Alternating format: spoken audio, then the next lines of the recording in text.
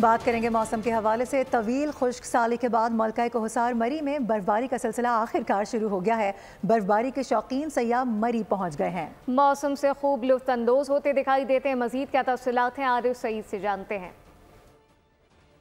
जी बिल्कुल, तवील इंतजार के बाद मलका कोहसार मरी में बराखर बर्फबारी का सिलसिला जो शुरू हो चुका है। शदीद सर्दी के बावजूद सियाह जो है यहाँ पर माल रोड पर पहुंचे हुए हैं और गिरती बर्फबारी के नज़ारों को खूब इंजॉय कर रहे हैं। मेरे साथ इस समय कुछ भी मौजूद है, इनसे पूछते हैं यहाँ के मौसम और गिरती बर्फ के नज़ारों को कैसे इंजॉय कर रहे हैं।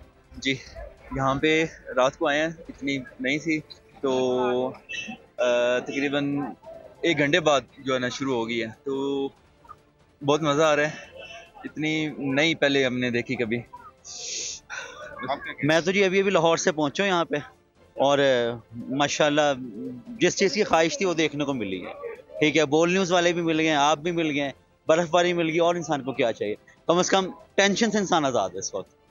Thank you so much.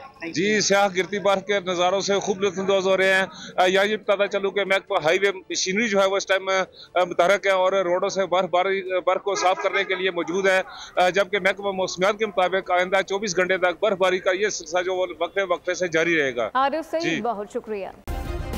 Subscribe करें और बेल दबाएं ताकि कोई खबर रह न जाए।